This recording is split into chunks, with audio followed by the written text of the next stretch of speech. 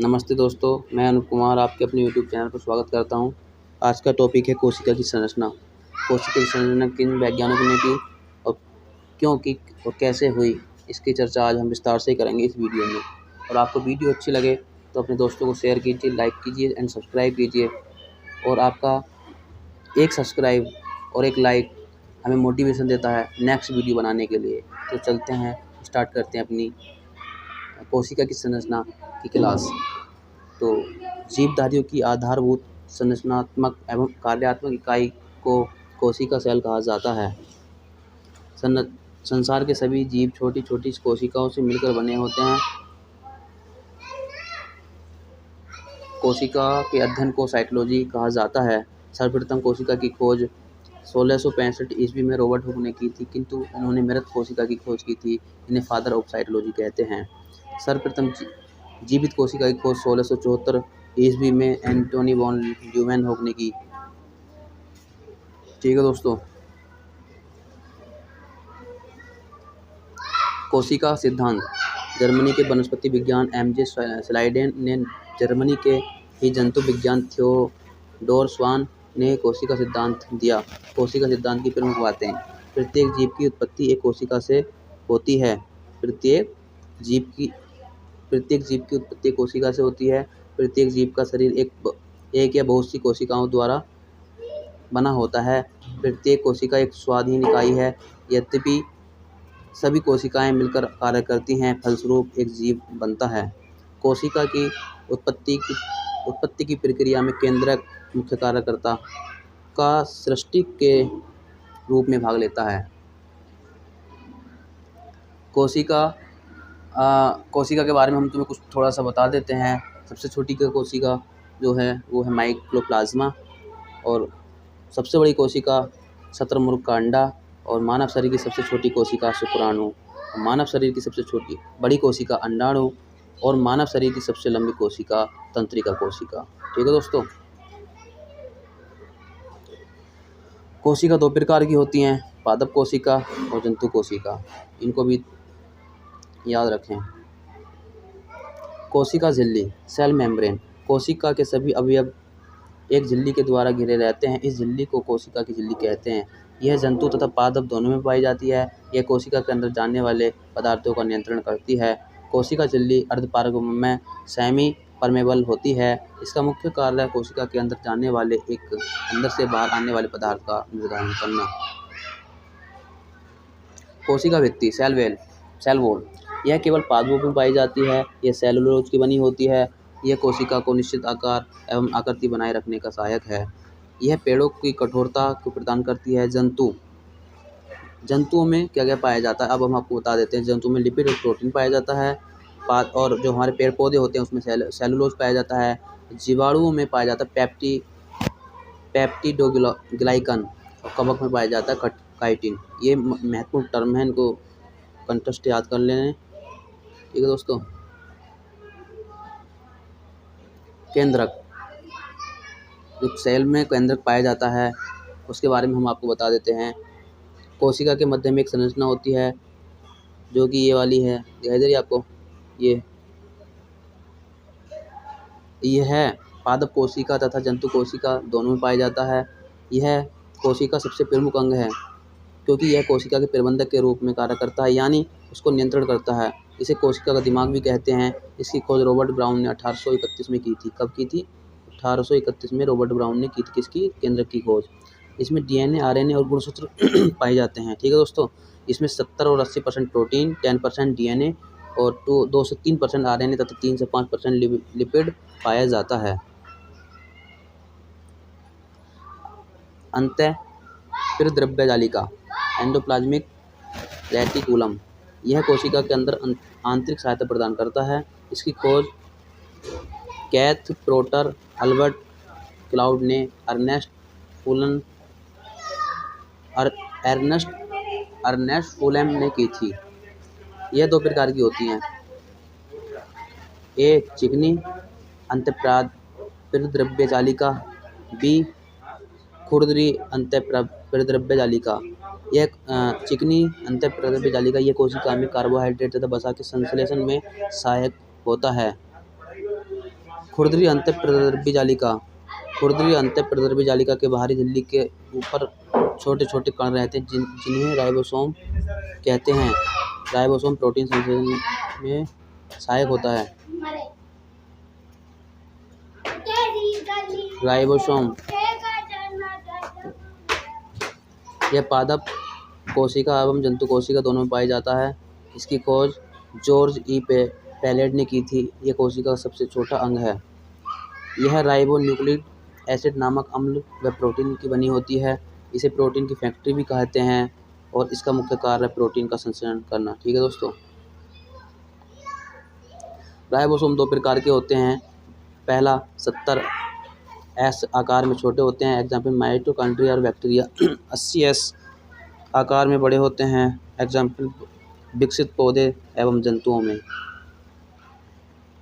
Mitochondria इसकी खोज 1880 ईस्वी में कोलिकर के द्वारा की गई थी। कीटों की रेखित पेशी में 1890 में अल्टमैन ने कोशिकाओं में इसकी उपस्थिति को बताया और इन्होंने इसका नाम बायोब्लास्ट रखा। 1898 में सी वेंडा ने इसका नाम माइटोकॉन्ड्रिया रखा। यह कोशिका द्रव्य में पाई जाने वाली गोलाकार अथवा सूत्राकार रचनाएं होती हैं। माइटोकॉन्ड्रिया दोहरी झिल्ली से घिरी होती हैं तथा इन उभारों को क्रिस्टी कहते हैं। मैं आपको बता दूं चित्र के माध्यम से, क्रिस्टी, मैट्रिक्स, बाहरी झिल्ली, अंतः झिल्ली। ठीक है दोस्तों।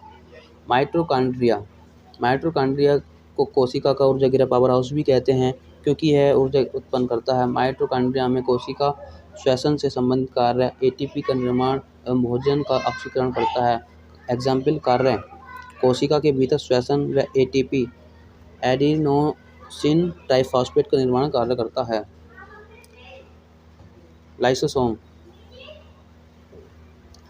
लाइसोसोम की खोज क्रिस्टिन डी डूबे ने की थी। यह कोशिका के अंदर पाचन का कार्य करता है। इसके अंदर जल अपघटक एंजाइम पाया जाता है। कोशिका के अंदर का कोई अंग यदि काम नहीं करता तो यह उस अंग को नष्ट कर देता है। जब पूरी कोशिका कार्य नहीं करती है तो यह फट जाता है जिससे पूरी कोशिका नष्ट हो जाती है। इसे आत्महत्या की थैली भी कहा जाता है। ठीक है दोस्तों। Golgi body. इसकी खोज 1898 में कैमिलियो गोल्जी ने की थी। यह पदार्थों का परिवहन करता है अर्थात यातायात में सहायक है, इसलिए इसे यातायात प्रबंधक कहते हैं। तारकाय सेंट्रोसोम। यह केवल जंतु कोशिका में पाया जाता है। यह बेलन जैसी रचना है। यह केंद्र के पास मौजूद रहती है। यह कोशिका विभाजन में सहायता करता है।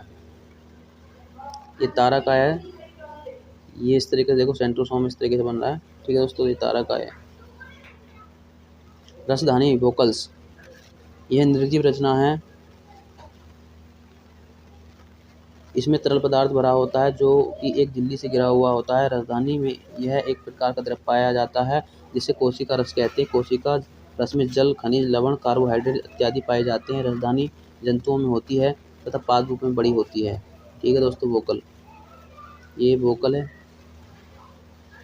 लवक प्लास्टिड। यह केवल पादप कोशिका में पाए जाते हैं। यह 3 प्रकार के होते हैं: हरित लवक, अवर्णित लवक, वर्णित लवक। Chloroplast, leucoplast, chromoplast. हरित लवक क्लोरोप्लास्ट।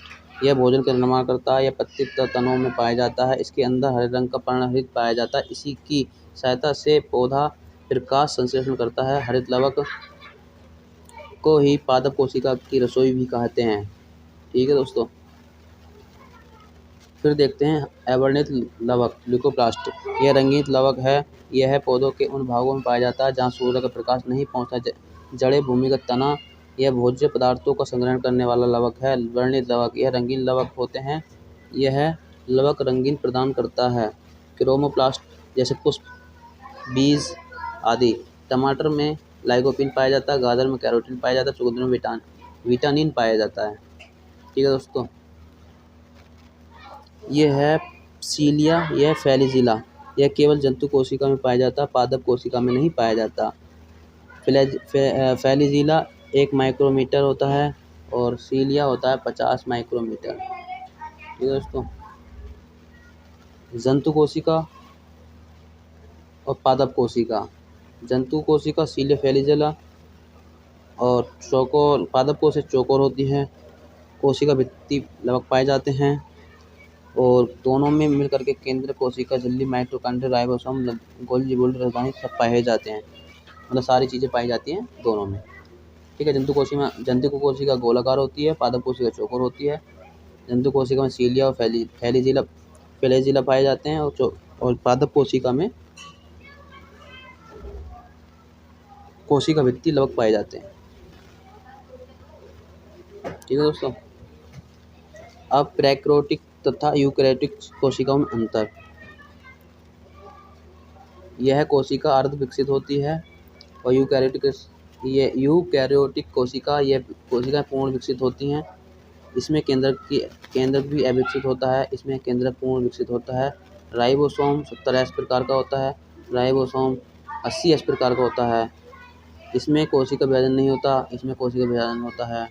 इसमें श्वसन तंत्र झिल्ली में होता है। इसमें श्वसन तंत्र माइटोकॉन्ड्रिया में होता है। Example bacteria, mycoplasma. एग्जाम्पल पौधे और जीव। अब देख लेते हैं प्रीवियस ईयर के क्वेश्चन देख लेते हैं। ठीक है दोस्तों। कोशिका सेल के वैज्ञानिक अध्ययन को क्या कहा जाता है? तो उसका सही आंसर है साइटोलॉजी। किस ब्रिटिश वैज्ञानिक 1665 में इस कोशिका की खोज की? तो उसका सही आंसर है रॉबर्ट हुक। निम्नलिखित में से कौन सी सबसे बड़ी ज्ञात कोशिका है? तो शुतुरमुर्ग का अंडा। ठीक है दोस्तों। कोशिका सिद्धांत प्रस्ताव देने वाले वैज्ञानिक का नाम? स्लाइडेन और स्वान। ठीक है दोस्तों। कौन से? स्लाइडेन और स्वान। कौन सा लगभग प्रत्येक कोशिका में पाए जाने वाला गुण नहीं है? प्लाज्मा झिल्ली पाया जाता प्लाज्मा की कोशिका भित्ति नहीं पाई जाती। ठीक है दोस्तों। पादप कोशिका वनस्पति कोशिका भित्ति मुक्त किससे बनी होती है? तो पादप कोशिका लिपिड्स सेलुलोज से बनी होती है। ठीक है दोस्तों। अंतः प्रतिद्रव्य एंडोप्लाज्मिक की सतह पर उपस्थिति के कारण वह खुरदरी होती है। किसके कारण खुरदरी होती है? तो इसका सही आंसर है गोल्जी बॉडी। क्या है इसका आंसर? Golgi body. कोशिका के किस हिस्से में प्रोटीन पाया जाता है? तो इसका सही आंसर है राइबोसोम। निम्नलिखित में से किस कोशिका अंग को कोशिका की आत्मघाती थैली सुसाइड बैग भी कहा जाता है? तो इसका आंसर सही आत्महत्या थैली लाइसोसोम। ठीक है दोस्तों। निम्नलिखित में से किसको कोशिका का शक्तिगृह पावर हाउस भी कहा जाता है? तो इसका सही आंसर है माइटोकॉन्ड्रिया। क्या है? माइटोकॉन्ड्रिया। निम्नलिखित में से कौन सी कोशिका अंग केवल पादप कोशिका में ही स्थित होती है? तो इसका सही आंसर है प्लास्टिड। निम्नलिखित में से किसका नियंत्रक केंद्र कौन है? कोशिका का नियंत्रक केंद्र कौन है? तो इसका सही आंसर है इसका जो सही आंसर है नियंत्रक केंद्र लाइसोसोम। ठीक है दोस्तों।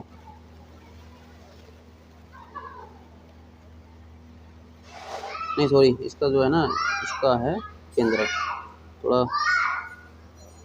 ठीक है दोस्तों। और अच्छी लगी वीडियो तो शेयर करना, लाइक करना, सब्सक्राइब करना, अपने दोस्तों को भी शेयर करना और वीडियो को ज़्यादा से ज़्यादा शेयर करना। लेते हैं आपसे विदा अगली वीडियो के लिए। Bye bye, take care.